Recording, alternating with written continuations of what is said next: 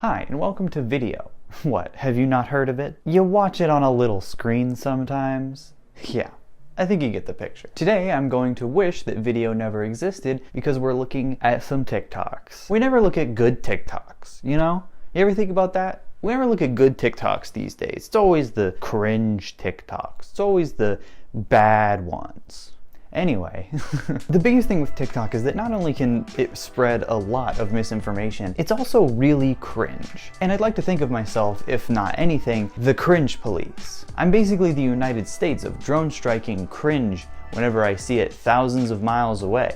Is it strange that my interests align with the media, big tech, big government, the wealthy elite, and big pharma? No, that's just a coincidence. I'm anti-establishment. I'm a revolutionary. I'm part of the resistance. Yeah! If the straw man were any bigger, it'd be stuck up half the sea turtles' noses, you know what I'm saying?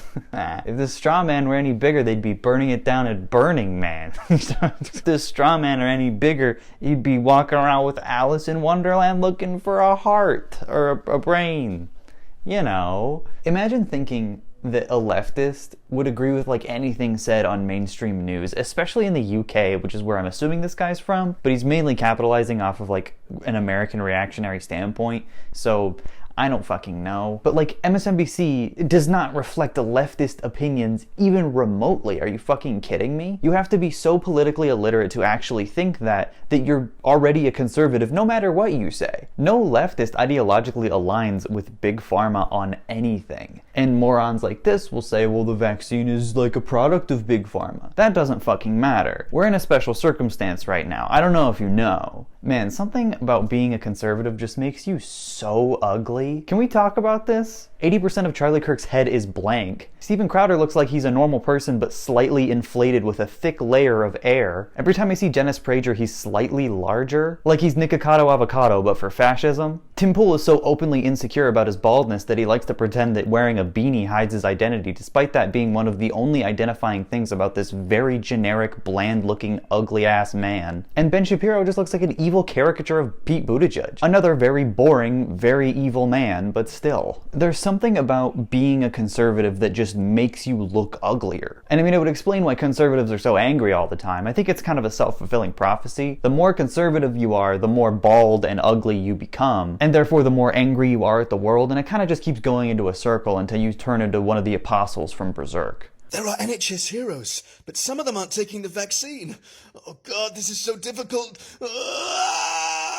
Fire them all! So it's like the button meme, but one says clap health workers and the other says sack health workers. Because every healthcare institution on the planet is thinking about whether or not to kill or fire healthcare workers. I mean, COVID's already doing that, so might as well get vaccinated, right? This guy's bio says soy satire, cringe artist. He's clearly some 4chan weirdo waiting for some random YouTuber to stumble onto his TikTok page and think he's being genuine, when he's really hiding behind 18 levels of irony and satire. And if you're watching, Damien, just know that I see through all of it, and you are a coward. You're too much of a pussy to come out with your actual political statements by making a TikTok that says, hey, I'm anti-vax, and I also think that socialized healthcare is bad, and I also think the left is bad, despite not knowing what a leftist is, and just believing everything I'm fed on 4chan and right-wing pipelines. So instead you'd make this weird straw man caricature and hope that someone thinks you're being serious so you get some clout off of them making a video on you. You are pathetic, and I wish you ill. In that last TikTok, Damien actually tagged #DoNotComply, and I think that looks pretty interesting, so we're gonna explore more of that today. Sure, I'll take the vaccine. Just mail it to me. Yeah, just like mail-in voting. Safe, secure, and honest. So just pop it in the mail and send it to me, and then I'll give it to myself, and then I'll send back the paperwork saying that I took it, and that I'm all vaccinated. You guys trust me, right? I like that little laugh at the end. I just owned you in the marketplace of ideas. This TikTok's gonna get so many likes. Again, it's a really great example of just pure political ignorance. Like, you don't know how mail-in voting works to the point where you literally think it's just a ballot that they give you out of nowhere. That's not true. You have to register to vote before you can get a ballot in the mail. And that process is a process of verification. They make sure you are who you say you are. And if you put in a ballot that doesn't have your fucking name on it, guess what? You go to jail. And you wanna know how we know this? Because multiple Trump supporters were arrested for this over 2020. Did you know the man considered by many to be the father of the Constitution gave us a blueprint for what to do when the federal government doesn't follow the rules? Well, he did, and it's not something they teach you in school. either. I really love when people try to bring up the Founding Fathers in a modern context. The Founding Fathers were white supremacist assholes that all hated each other. And if you don't believe me, look up Benjamin Franklin's writings on whiteness. If you were alive in the same time as Benjamin Franklin, he would have not have considered you white if you are of Italian, Eastern European, Irish, Scottish, pretty much anything except Anglo-Saxon descent. I would literally not be white in Benjamin Franklin's eyes. So I'm out with my girlfriend at Kroger. It's her first time open carrying her pistol today. She's a little nervous. I was letting her know people are so nice to you when you open carry. It's like, it's like walking on water. They're like, oh my God, they're gonna help you out. I haven't had a single liberal like cuss me out for not wearing a mask in public ever since I started doing this. Open carrying is the best, right?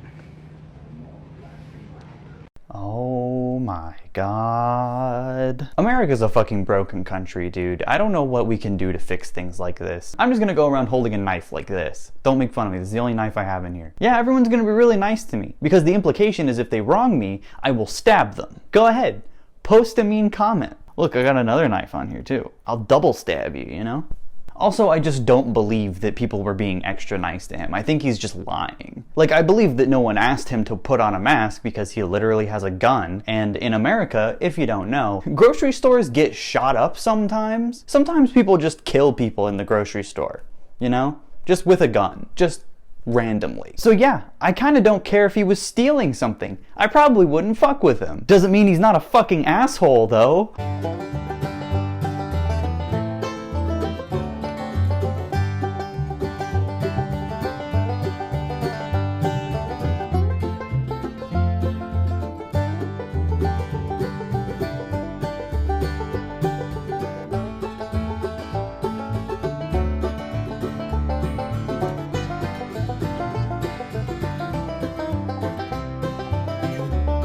The mind of a conservative is such a beautiful thing. It's literally like a child. This is like the equivalent of one of those blue screens with white text in front of them on fucking Windows Movie Maker from 2011. That's literally what this is, but in modern day and made by a 38-year-old woman. I also love the idea of a white woman being oppressed for not vaccinating her kids, putting them at risk for COVID, polio, measles, a lot of bad things that kill children. No, but she's so much braver and so much more oppressed than the line of moms that were protesting in Portland last year during the Black Lives Matter protests. But no, they're actually leftists and corporations are on their side. The media is on their side, even though they're literally being beaten by the police on camera. And she's really the oppressed one because sometimes in her McMansion in Iowa, she sees a TikTok that makes her feel bad.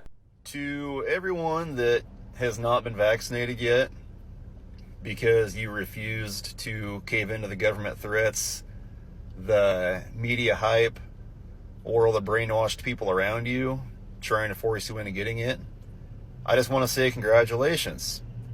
You survived the biggest fear-mongering political scam in American history. Keep it up. The biggest fear-mongering political scam is a tie between two things: the original Red Scare and cancel culture. He's saying that COVID is a political scare tactic because he doesn't think COVID is real. 700,000 dead bodies would disagree with him. Meanwhile, Louis C.K. was just nominated for a Grammy. So, COVID, cancel culture. Let's figure out which one of these things is fucking real. Maybe if you took his skin-tight Oakleys off, his brain would have a little more circulation. So I got the J&J on July 2nd, started having palpitations on July 10th.